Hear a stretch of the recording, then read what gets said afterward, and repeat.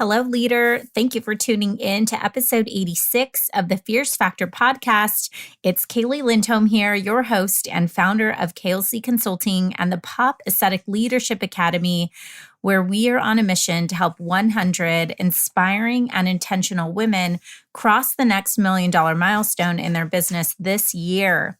And in today's episode, I'm going to share a new model for growth with you that I have adopted in my own business through the work I have done over the past year of mentoring with a brilliant architect of the Jewel business model, women's leadership expert, Eleanor Beaton. I sought out Eleanor when I was looking for guidance on scaling my own business in a way that really allowed space for me to be excellent at all the roles in my life. In particular, the role of being an interactive, engaged, and present mother to my two incredible boys, Cooper and Luke, who are now 9 and 13 years old. And, I've realized as they've grown, while they're certainly much more independent, the needs they have that they just require a lot more attention than when they were younger. I remember when I could piddle around on no sleep and whip up a little kid meal or throw on some TV and they'd be good to go. And now their needs require me to be, present and accessing math skills that I'm not sure I ever had in the first place, and deep listening and helping them manage their emotions and perceptions of the world around them. And I need the space and time and mental clarity to be able to provide all of that to them. And so as I shared this recent interview I did with Eleanor, I really want you to think about your own business model and how your model protects your lifestyle. At the end of the day, for me, it's really simply not about just growth, but it's about how you grow. And you'll hear some of the real challenges I faced as I began to push toward the million in my business and ultimately maxed out on what I personally was able to deliver. And so we'll talk about the, transitioning from hunter mentality to farmer, where I was really focused on building systems and infrastructure that supports cultivating relationships and building value every day internally in our business. And I share some vulnerable insights about how I realized micromanaging for me became a habit that was ultimately a symptom of my lack of organization and structure. And then finally, we talk about a critical mindset shift that I had to make to bring our company to the place it is today. P.S. If you are thinking about this, like, hey, I'm I'm picking up what you're putting down, Kaylee, like that's me, and I want to grow my business in a deeply fulfilling way. Go check out our breakthrough framework and, more about how you can get certified in our business growth methodology that is anchored by the Jewel business model at klcconsultants.com/scale. I think you'll enjoy this interview and we'll get some real life perspective into the powerful work that we're doing and perpetuating back into the world and into women-owned businesses at KLC, and why we have designed a preeminent leadership ecosystem for women in aesthetics and wellness. All right, enjoy. Hi there, welcome to the Fierce Factor podcast. I'm your host, Kaylee Lindholm. And I think it's time for us women to shift the conversation in business and step into our feminine leadership to do the most iconic work the aesthetic industry has ever seen. Each week, I'll be bringing a powerful dose of strategy, sarcasm, solutions, and sass that will rev up your creativity and ignite your brilliance as you link arms with me along our shared path of personal and professional growth in 20 minutes or less. Let's go. Hey, it's Eleanor. You've heard me talk before on the podcast about a Jewel business. So the Jewel business is a concept we pioneered here at Safi Media that really lays out a powerful growth model for women entrepreneurs to sustainably scale their businesses. There's a lot of education out there that will teach entrepreneurs how to scale. The problem is that scaling often comes at a tremendous cost. Either burnout, environmental challenges and issues, or just simply putting a female founder into a situation where she is driving growth at all costs. And it's really important, I think, for all of us that we show, hey, there's a different way to grow your business. You can completely scale up revenues. You can generate a lucrative, fast-growing company, but you can also do it in a way that really serves your highest self, the people you care most about. That's what a jewel business is. And really, the jewel business model is 30-30-30. So it's looking at 30% per year top line growth until such time as the founder wants to accelerate or decelerate that growth, a 30% or more profit margin so that the company is generating enough excess cash to continue to drive growth forward and also build up a really nice cash reserve, and 30% open time for the founder. That is a jewel business. I've talked about it here on the podcast before. A lot of the training content that we put out on the show is all about how to sustainably scale a business using this model. But I haven't necessarily shared too much about the women who are actively building and scaling jewel businesses. So I'm really pumped to introduce you to Kaylee Lindholm.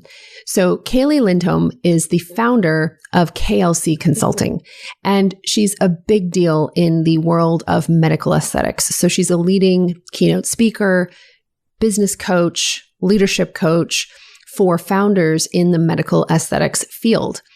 And Kaylee is a leadership coach who really helps these entrepreneurs scale up their businesses using things like their signature methodologies and all that good stuff. So Kaylee has successfully scaled a jewel business, and I thought it would be a really powerful conversation for her to come and share some of her lessons building a seven-figure business that is profitable, that delivers preeminent work, that offers her time to continue to advance her thought leadership, take care of herself, all those awesome things, and that also is basically a joy to run. So in this episode, Kaylee's going to talk about the process of building a jewel business, what that delivers to founders, and kind of the freedom that comes with that. And she's also going to address some really amazing topics. For instance, the way that for so many of us who do kind of deeper strategic transformational work with clients, the idea of scaling can actually be quite scary. And we think we may need to give up our relationships with our clients, maybe sacrifice results, or somehow move away from our zone of genius work that really kind of fills us up. And she talks about how that was something that was, in her mind as she was really scaling the company and how she worked through it. So this is a powerful, powerful conversation. I can't wait to share it with you. Kaylee's a genius. She's a graduate of the Power Presence Position program, also the Incubator program, and I can't wait to share her story with all of you. Let's dive in. Kaylee Lindholm, welcome to Power Presence Position. Oh, hi, Eleanor. Thank you for having me. I'm excited to be here. I am so excited to have you. So today you're in Orange County, California, but over the weekend you were in Miami.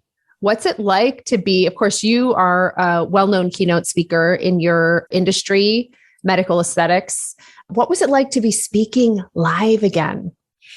Oh my gosh. Well, it's so funny. I've been on Zoom and behind a screen. And I remember a year and a half, 2 years ago, I would be nervous to have to talk to an audience that I couldn't look at and get direct feedback from. And the whole dynamic has shifted now. And I went into that with the biggest nerves, like, what are they going to think? And what's their faces going to say? And trying to actually get responses from the audience. But it was so rewarding just to be in a room, to feel the energy, to be around a group of people that, just human connection. Like it feels like a little back to normal-ish, for whatever that means, the new normal. It does. It really, things are starting to open up. People are traveling. Events are starting back up again. It's just such sweet relief, I tell you, sweet relief. Yeah, no, it was nice to be, in front of an audience, but also challenging myself in a new and different way. Because I think one thing with my husband and I joke all the time, like business on the top, party on the bottom. So we're totally. Exactly. Exactly. Yeah. But yeah, just sort of like, okay, time to get back out of the comfort zone and go out and be visible. Yeah. Yeah. Very exciting. So, today you are known as the founder of a company that does business and leadership development and coaching and training for practitioners and large companies as well in the medical aesthetics field. But I want to take this back. So we're going to kind of track your path to building the company that you've built today and working with the kinds of brands that you're working with today. But I want to take it back to little Kaylee, because I always love hearing about what people's childhoods were like and how your childhood, shaped the entrepreneurial leader you became. So take us back, way back. And of course, your dad is like part Samoan. And that always makes me just love you even more. I just love Pacific Islanders, all of them. So, but anyway. My grandmother was a Samoan princess. I mean, oh my gosh. You were like kindred souls. Yes. Like the tattoo from the neck all the way down. Oh yeah. Big time royalty. Yeah, I know. We have so much in common. We really do. Yeah. And speaking to that, which is funny because I didn't realize how involved little Kaylee was in my life, in my in my day-to-day activity as a CEO until I met you and realized that she was driving the bus for a little while. But yeah, I grew up in Southern California, where I still live in the same neighborhood actually that my parents live in, which is awesome in so many ways now that I have children. Yeah, exactly. Free babysitting. Yeah. But, I grew up, my dad, you mentioned my dad, and he's a big part of my story because he was just really like my best buddy growing up and a big influence in terms of my mindset around hard work. And that, he came from a pretty underprivileged upbringing and earned his way to a professional football career and had his own business. And, a lot of the philosophies that he taught me and my siblings were just about that kind of hustle, hard work, get up every day. And you don't have to have all the skill. You don't have to be the smartest. You don't have to be the strongest, but you, as long as you apply yourself and, try as hard as you possibly can, you're going to be able to succeed. And I remember growing up, I was the girl at soccer practice, even into my teens, when the other girls were driving themselves to practice, my dad would come and sit in a lawn chair and watch the practices. And then, most parents would be like, oh, how was practice? And maybe evaluate success by how the games went, but not my dad. My dad would say, why weren't you first in line for that drill? Or why didn't you hustle? Or why weren't you more coachable? And it was all about the process and, the application to really your craft, And so I think that there's a lot of that upbringing that has helped me and, helped me achieve success in my career. But also, a lot of the work that we've done together is like, sometimes what gets you here, got you here doesn't necessarily get you there. Yeah, totally. Yeah. I've lived that too. I've lived that too. Yes. Haven't we all? Yeah. So that's fascinating. So you went on, one of the big things that we've talked about is the role of sports, in your sort of childhood and growing up. We've talked about soccer. Did you play in college? Yeah, I did. I went on a full ride soccer scholarship. So that really soccer paid for my education. That's so cool. I didn't know that about you. I didn't know that about, what position did you play? And in college, I was a defender. I started like in offense my whole life. And then when you're kind of fast until you go to college, and then everybody else is faster than you. And then you're better. You're like, oh, really? Okay. Yeah. So now this is so interesting. I can remember years ago, maybe like 7 years ago, EY came out with a study that was taking a look at the connection between women who had played competitive team sports in particular and their success as leaders in the corporate world. And they found that there was a high incidence of women who were senior leaders in the corporate world playing competitive sports. But you graduated from college, you go on to have a sales career, and you achieve a lot of success in corporate America as a sales executive. Take us through a little bit about that kind of first, I guess, sort of decade of your career in corporate America. What was that like? Yeah. So it's interesting because it was actually through soccer that I met. I went back like my fifth year. I had a fifth year of college. I was done playing soccer. So I went back to the high school that I played at, and I coached the team. And one of the dads of the players I was coaching was working with Bayer Healthcare, the big German company. And he had an opening in LA for a sales position. I hadn't graduated college yet, but he said, we don't typically hire people that don't have 3 to 5 years of sales experience, but why don't you just come and try to interview? And I think he knew I was ambitious, and I would be scrappy and find a way, and so he kind of coached me through the interview with the hiring manager. And I was like, I'm a sponge. I'll be whatever you want me to be. You don't have to teach me anything. Those innocent days. No, right? Totally. Like you're like, okay, well, the naivety really helped me, because I probably would have talked myself out of it. And so I started, just grinding it out in sales. I was in the diabetes industry, and I really did work up sort of the corporate ladder quickly. I was promoted year after year. Really a lot of it hard work. I was willing to get up, be the first one up, and Fridays I would stay until after traffic to get home. And then I also learned how to work really smart and sort of follow like the 80-20 rule and really focus on relationships. And I worked in that industry for a long time, but I was sort of becoming challenged within the healthcare space in terms of my ability to sell, because I began to sell a product that wasn't on formulary. So it wasn't covered by certain insurances here in the US, for these customers that wanted to use my product or, recommend my products to their patients, and they couldn't get access to it. And so it was almost like, okay, having this challenge, this barrier to my personal growth, in terms of how much I could make. And then I got a call from someone that said, hey, we've heard about you from so-and-so. Would you be interested in coming over into the aesthetic industry? I was like, what's that? I don't know anything about aesthetics. Like, I never even heard of it. And they're like, yeah, again, those innocent days. No, I know. I was before they become a bit more of a regular part of our life. Right. Now I'm like, what? When? Yeah. Yeah. And so they're like, yeah, we're launching a skincare product. And like you mentioned, my dad's Samoan. So you look at me, if you're watching the video here, I have very light skin because my mom, but I'm actually a skin type that pigments very easily. And so I had been challenged, especially being a soccer player and being out in the sun a lot with pigment. And so it was really interesting. I'm like, check this out.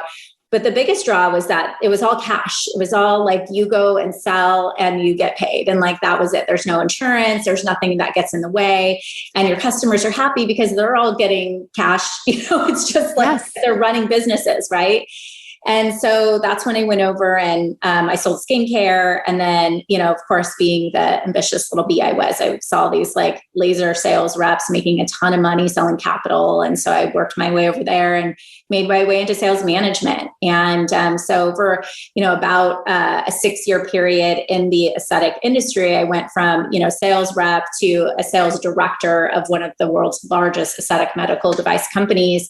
Managing a team of 15 women covering half the country, and it was wonderful. And it was very much my goal to climb the corporate ladder and be the boss and be at the top, and that was it. And then it got to a point where, climbing that mountain meant I had to make some sacrifices, meaning like I wasn't around my kids as much. I was traveling a lot. My husband's a VP of sales. So we were kind of like, oh, hey, hi, you, Yes. Really. Ships crossing in the night. Yeah. Yeah. And so we had both probably achieved everything we thought we wanted, but it wasn't really adding up for us. And that's when I decided that, look, I've gained a lot of skills and I see a lot of opportunity to help practices and our industry with the knowledge that I had. And you know what, I'm just going to, go ahead and start my own thing. And so it was, my goal was like, just leave and make a couple $100,000 a year and just, be cool, like be a cool mom, and that was it.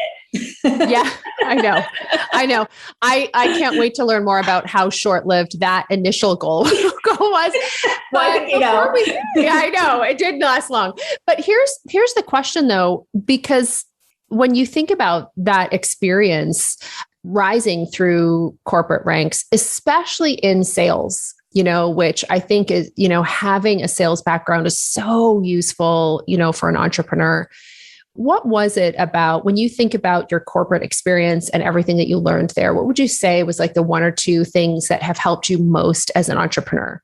Yeah. I mean, 100% is like definitely my work ethic, just being, and I'm sure we'll talk about that and like how to, I've pivoted that energy, but I mean, just focus and commitment and willingness to endure turbulence and, kind of be tenacious to accomplish my goals. And then 2 is relationships. I think that's something I had to kind of think about that, and honor that, because I felt like, it was sort of braggish of me to be like, oh, I'm a good relationship builder. But if I think about it, that's what's important to me. And so as I became an entrepreneur, it was even the relationships that I had built within, the industry that helped really open doors for me and become some tailwind, I think, in terms of getting access to the opportunities that I've had.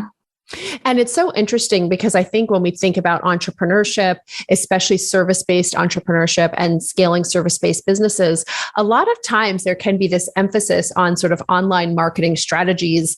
And then you have these founders who have literally Rolodexes. Well, they're not Rolodexes anymore, but contact lists and relationships that are worth millions upon millions to the business, and they're not adequately tapping into them. And I know that has not been the case for you. Like that ability to nurture and tap into and leverage those relationships has been important.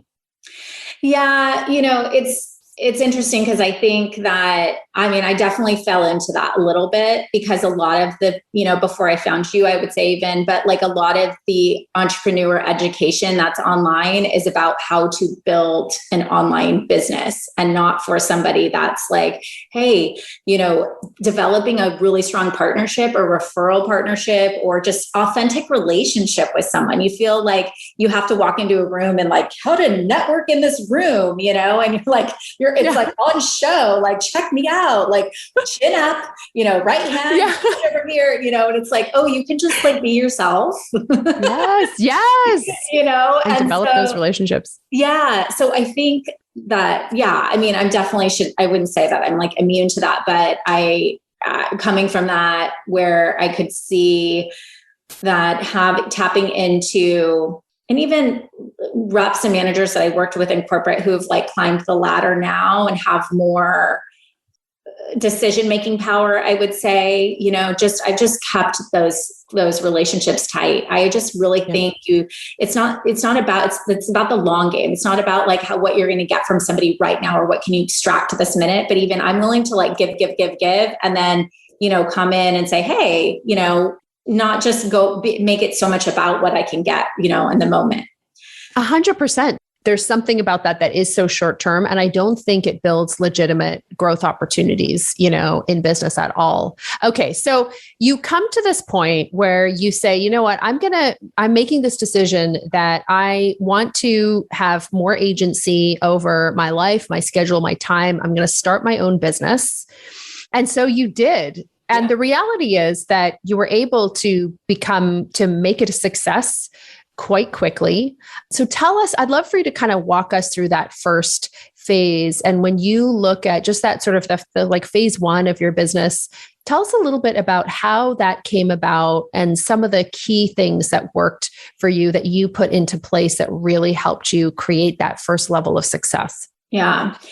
So it was pretty organic because I did go into a consulting really role. Like I did one-to-one consulting, within the same space, within the same industry.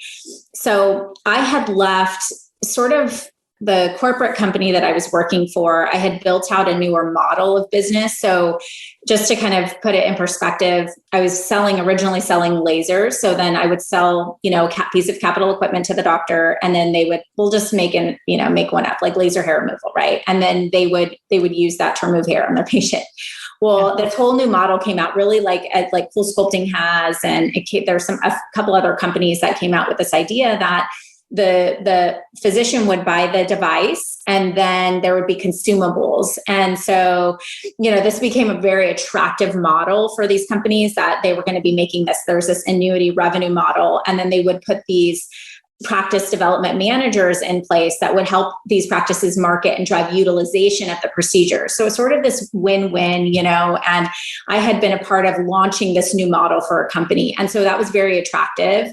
And so other device companies were calling me to help them build this go-to-market strategy and bring in team to be able to implement this type of model. During that experience, I met a young plastic surgeon who asked me to do some work with him and offered me a share of profit to come in and help him build his business. And so I stepped in as a managing director of a practice. And I think that, at the time it was a big pay cut. It was a big risk and a big pay cut. I kind of weaned off a lot of the clients I had been consulting with to be able to go in on this. But it was also a pivotal moment for me in the business because I learned the way my customer thought in a whole different way. I was put right in their shoes, And so from there, I also realized that there were so many practices that needed help, that these doctors had not been through business school yet, because like we talked about, where I was working with Bayer and calling on physicians who were really in this insurance-based model, it was very different in aesthetics, that these doctors were trying to build multi-million-dollar empires and running retail businesses, and so they were still kind of in the old medical model, like the stethoscope, like, okay, doctor shows up now, but yet they're selling cash services, right? And so it's sort of like this dysfunctional thing going on. And so that's really when I started, and when I launched the academy and when I started thinking about how do I help more practices at scale versus just this one-to-one model. And, I ended up leaving that practice and starting this academy that I have now. So I love this. And I just want to kind of pause for people who are listening, because I think it's so genius. So you're running your business and doing consulting, and then you get this kind of contract, and it actually ends up being a marquee contract, even though it might not seem that way at the time, because you're totally in, you get upfront in-depth knowledge of what it's like to be your customer. So you first start doing it like as a contract. So you're in there actually doing the work, learning it. You weren't learning the ropes because you already knew the ropes, but you were really, I would say that to me sounds like that initial development. So taking your knowledge, arranging it in a way that was going to be easy to consume and implement, not just for this practitioner, but for others. Is that fair? No, it's totally fair. It just gave me, and this is really the power too of like getting very niche, because when you get more focused, you kind of transition from, I know what you need. I feel like before as a consultant, I was coming in like, all right, I know what you need. Like, let's do this 1, 2, 3.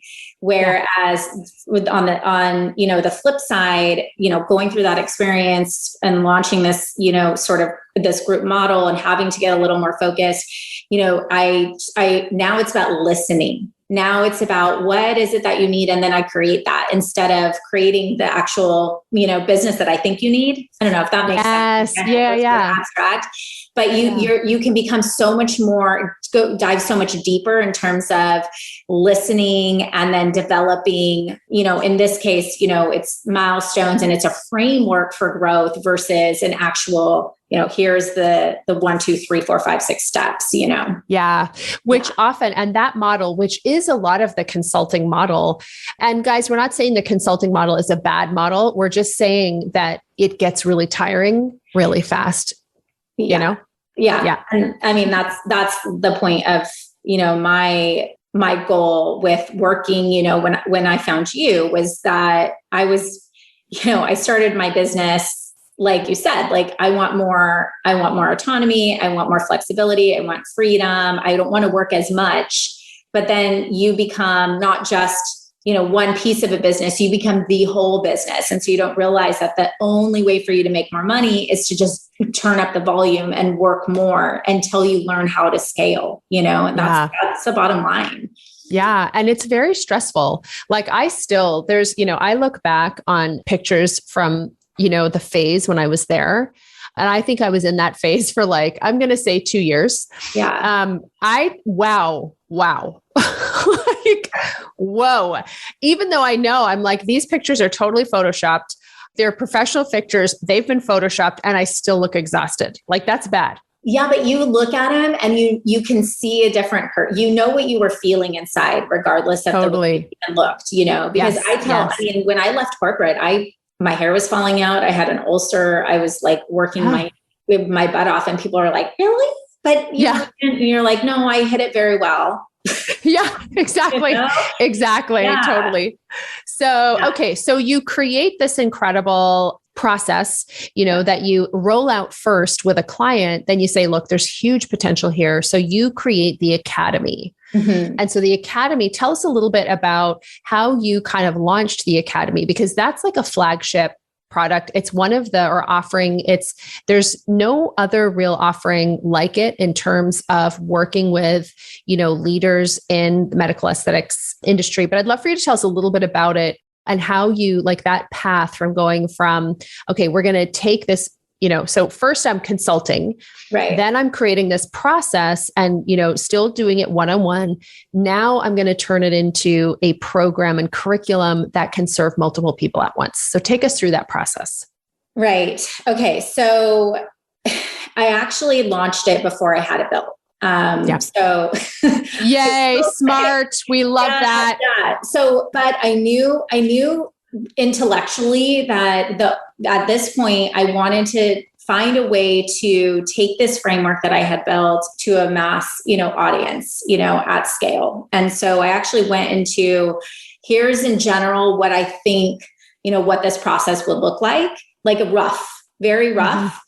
And then I went into, I had already really built up a strong email list, and I had presence. I had been on, my Instagram, and I had presence in my industry, but I hadn't capitalized on that, and so I went into like a launch, and I basically launched this academy, and God bless my life at the time, because COVID hit, and all of a sudden, as I was launching this, doctors had to close their doors and they didn't know what to do. So one, it was, how do I get help so I really learn how to pivot right now when I literally have to shut my business down? And two, a lot of my surgeons, as an example, weren't operating and didn't have anything to do. And so they're like, how can I and they're high achievers. And they're like, how can I optimize my time and my knowledge while things are shut down? So that really helped, I will say. I mean, but yeah, so then what I did was, I took the people that I had in the academy, I sold them into this dream. I knew I would find a way to deliver for them. And then I started producing content and really building this thing with them, every single week, just very intimately, what do you guys need? And then just started enrolling more and more people, and doing some master classes and things on specific topics and, marketing, but really just kind of building that as I went along.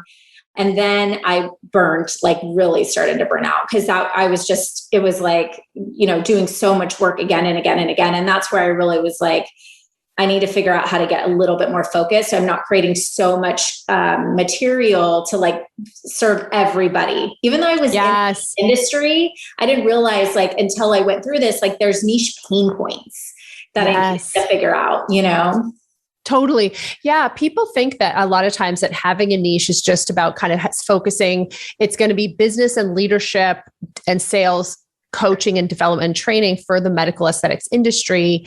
That is just where you start. It's effective niching, and that ability to scale is about bringing even more focus, to that. So, and that really comes down to kind of niching in place. So that I just want to kind of, again, for listeners, highlight a couple things. One is this concept of, I can remember a mentor saying building the plane as you're flying it, and how those, when you're launching products, that's how it's done. You have to, otherwise you could be creating stuff that people don't need. So you launch this, it's working really effectively, but it's really tiring you out. And so at that point, you've got two things. Do I grow, as in take on more clients, but bring in a ton more overhead? Or do I scale, find a way to do this more profitably? You decided to scale, and you have, you have. Can you tell us a little bit about that journey? Yeah. But I think it's important first for me to tell you that I was very resistant to scaling. Not because I didn't think it was important intellectually, but like we talked about, I had really valued relationships and also working with these folks. Even as I brought it into this group model, I was very scared that I would lose the value that I was able to bring, that sort of boutique. Like I really would say like, well, I'm not going to be like that big company that's all software based. Like I'm going to just be, we're going to have this really great, like super fun, intimate relationship. And so there was sort of a resistance or a barrier where, both the hard work that I had brought in was kind of starting to work against me. And the relationship piece that I valued so much was actually preventing me.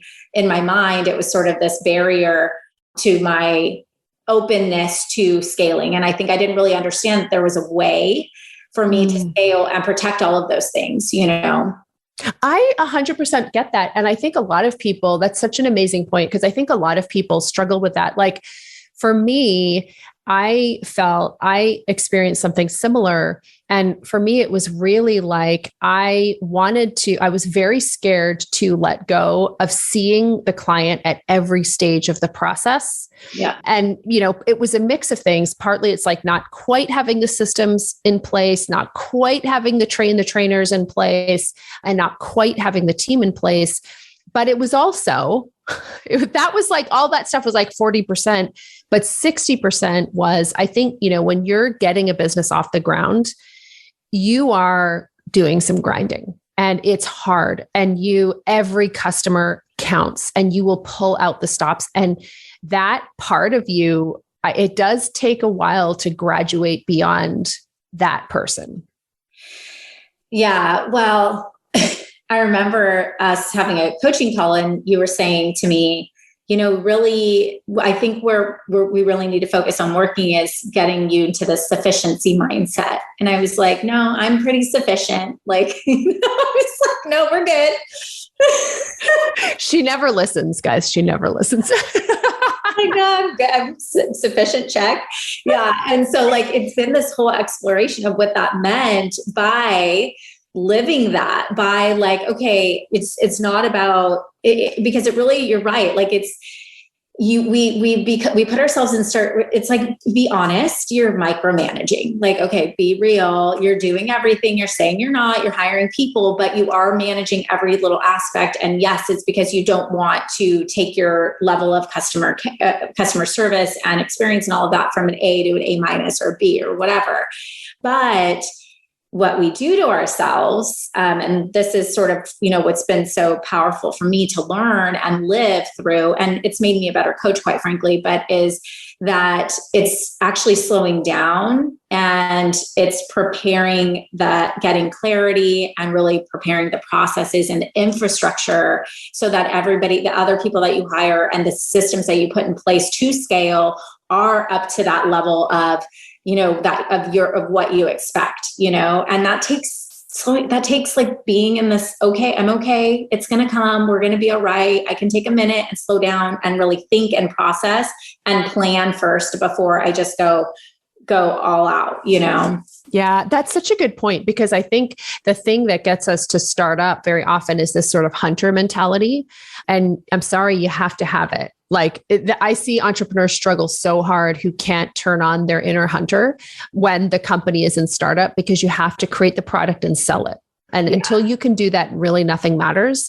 But to your point, that ability to switch from hunter to farmer, I think that's kind of the part where it's like, no, it's not just going out and killing something and dragging it back to the cave. It's actually now about like finding the seeds, planting them, tending the garden, not freaking out because the meat isn't there yet. Like we're just giving it time. That is hard. What was the biggest challenge in that for you?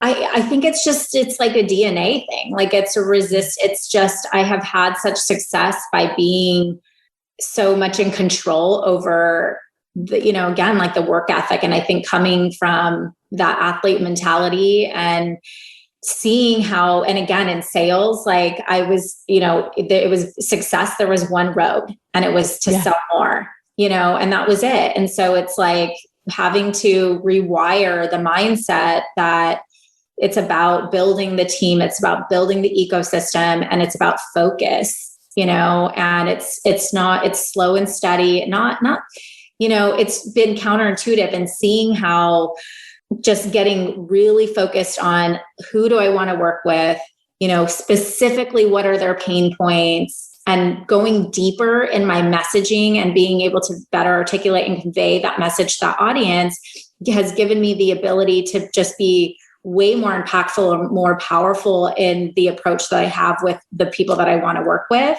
And by doing that, I can slow down, but also scale in a way that I'm seeing my revenues grow and my profits grow exponentially, And so once you start seeing it, then you believe it. Yes. Yeah. There's that sketchy zone. No. Yeah, for sure. Yeah. So fascinating. Okay. So let's then talk about, now we've kind of painted a picture of what's possible, because it is possible, and that's the thing. I think there's a lot of, conversation around entrepreneurship, which is about how painful it is, how hard it is, how much we need to grind. And there is a part of that that's true. And I do think as an entrepreneur, it's just like lifting weights. Like your joints you get used to bearing load, and it does get easier. And so things that used to feel really hard, they actually don't feel that hard anymore. At the same time, when you're in burnout, like as an entrepreneur, if you're in burnout, it's pretty bad. Oh my gosh. Well, right? No, exactly. But I think that's what it's all about. It's that having more trust and faith in yourself, and knowing too, because I get frustrated when people are like, you can just make money in your sleep. You don't have to work. And I'm like, oh, okay, honey. Yeah. You do. Yeah. No, you have to work. But it's sort of like, we talk about this where, that sometimes you're going to have a little sprint. Sometimes it's just like, and you don't have to overthink, like, okay, yeah, it's hard. Like I just came back from Miami. I haven't had a day. I've been working my butt off, and dinners and the whole thing and on stage but it's like, I know that I'm doing it. And then I get to I have unscheduled time. I have time to plan. I have time to, and so I can look forward to that and not make it catastrophic. Yes. Yes, totally. Yeah. Okay. So, and that's the beauty, I think, of what I call a jewel business, which is a company that grows at 30% or more a year until such time as the founder wants to accelerate or decelerate, 30% profitability and 30% open time. And 30% open time doesn't mean free time, but it means that it's open for you to do activities in the business that I think are so important, like thinking, planning, creating, but it's so cool because you've totally created that in not very much time. Your business was growing anyway beforehand, but it's a different type of growth. I would love for you to share a little bit about what it's like to run a business that looks like that. Like for you as a founder, for your clients, for your family, what does it actually mean to run a jewel business? I mean, it means everything, because it's a totally different, fundamental mindset shift around what my relationship is with my business, because it's focused around my lifestyle. And what, I find with my clients so often is that we build this business. No one has to do it. We're choosing to get up every day and challenge ourselves and see what's possible and make big impact. But then we begin to resent it because it's taking so much from us, emotionally. And so the difference for me is starting with in traditional coaching models, you're like, yeah, Kaylee, this is how it would be. Kaylee, what do you want your typical day to look like? Right. So we've all done that exercise, and you're like, okay, wake up.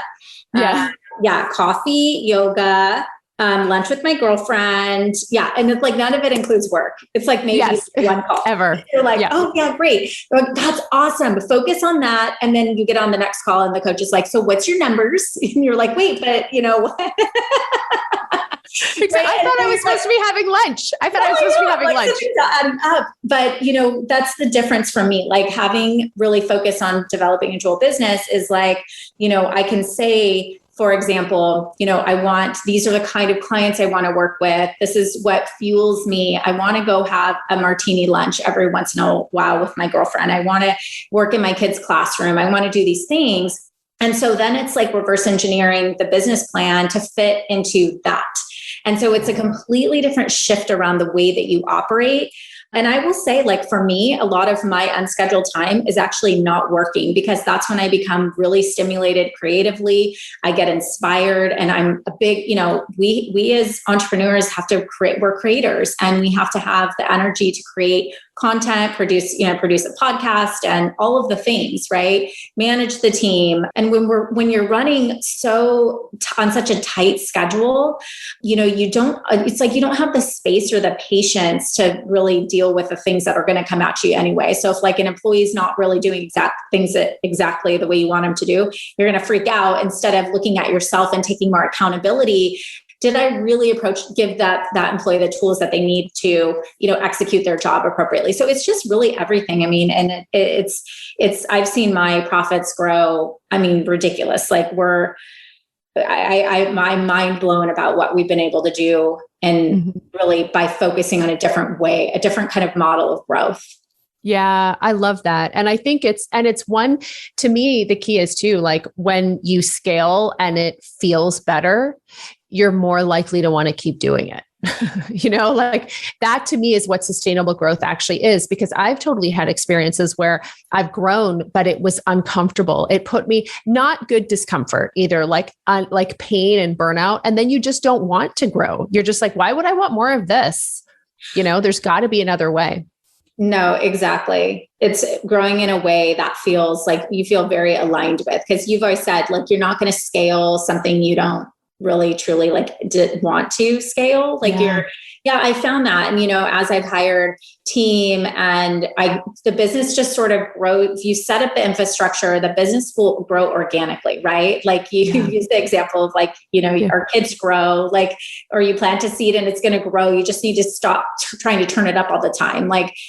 Focus on, I think when we set initiatives or we plan new programs within our business, I mean, I was always trying to start a new business in my mind. And now it's not so much that. It's like, okay, we're going to do this and then we're going to stick with it until it works. And then we move on. And I get the fulfillment of, just having more patience with that and knowing that it's going to work and confidence that we're going to do what it's going to take. Yeah. Yeah.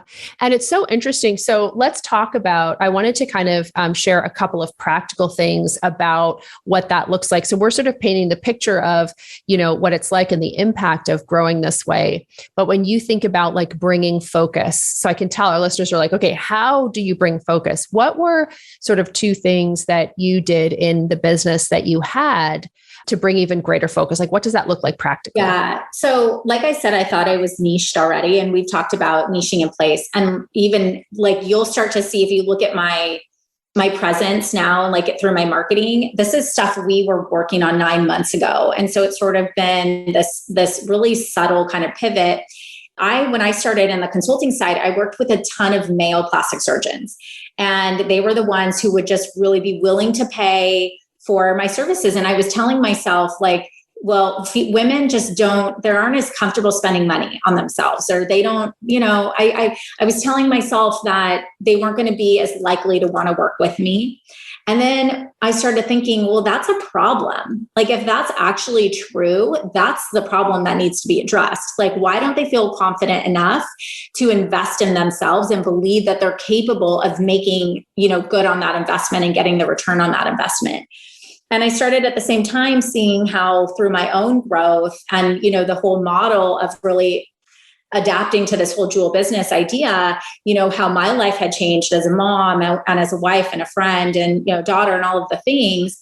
And I was just there was that one piece of who I was working with, what I had become and how I felt like I wanted to help, impact other people who were like me, other women. And then there was the piece where I had plastic surgeons who were saying to me, well, we have all these nurse injectors that are taking all of our non-surgical business. I'm starting to see that as a threat. And so it was a combination of really my belief system, where I felt most aligned in my heart, and then where I was seeing trends in the industry. And now I'm starting to, move even deeper and working with, I'm calling next year the year of the injector, and what's happened with COVID, more women are starting their businesses. or leaving, other providers that maybe they were working for and trying to go out on their own. More people are starting businesses, more women who are skilled, want to scale and don't know how to scale. And so I've really sort of pivoted within my industry, within my niche, way, way, way deeper. And it's just been, it's been a huge impact on how I can so powerfully talk to that specific pain point of that audience, So yeah, I think that's amazing. Yeah. That's amazing. And it's so cool to hear it that way, because when you think about it, it's sort of aligning, your beliefs and values with your intentions, and how you want to show up. But the cool thing is that when you have that, and people talk about that, but when it actually corresponds to a growing market, like to a trend and a growing market, that is gold.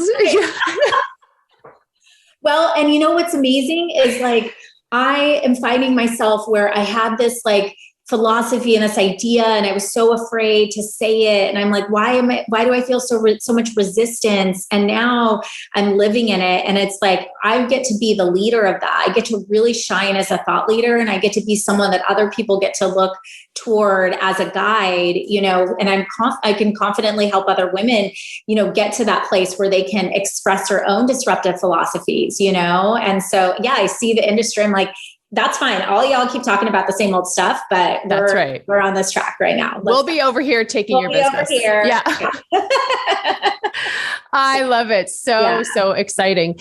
So I would love for you, as we're kind of wrapping up, I would love for you to share, because you work with super successful entrepreneurs and leaders yourself, like, what would be, when you think about the women who are listening to this show, fierce entrepreneurs in their own right, what's something that you want to share with them, that you've learned and implemented that has been really powerful in terms of your success? Work with Eleanor. Definitely, guys, listen. I don't know why anybody wouldn't. Honestly, I think it's just, that we all have the ability to accomplish our dream and our goal. And it doesn't have to be one or the other. I think that, so for so long, I can't be a great mom and be a great businesswoman and have my own company and, all of the things. And I think that we don't have to think like that anymore. I think that we can have it all. And that just means that, maybe it's not following someone's 10-step process that's good, that worked for them, and it's creating your own process and looking at your own life and then building the infrastructure for your business to support the kind of lifestyle that you want. I think that, Eleanor is, you're just brilliant in terms of being able to put this into a model that we can all follow. But I think just empowering, anybody who's listening to say, whether they're coming from corporate or whether they, whatever their path is, there's so much opportunity, and to just stay focused and continue to, beat their own drum and not listen to the noise. Yeah. So powerful. So powerful. Okay. So where can people who are listening go to learn more about you and the work you do? Where should we send them? My podcast is called The Fierce Factor. And and there's lots on there for whether, even if you're not in medical aesthetics, I think there's a ton on there that people can get about leadership, sales, business development. Yeah.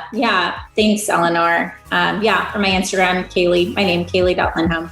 Yeah. Love it. Thank you so much. I so appreciate you. Thank you for joining me for this episode of The Fierce Factor. If you enjoyed the show, please make sure you subscribe so you can automatically get new shows every week. I'd also love it if you left us a review. And come join the conversation online. If you're an aesthetic industry owner, operator, or leader, please join my free Facebook group, The Tribe of Fierce Aesthetic Leaders, a community of ambitious, purpose-driven professionals who collaborate and share best practices for growth in business and life. I'm honored you tuned in.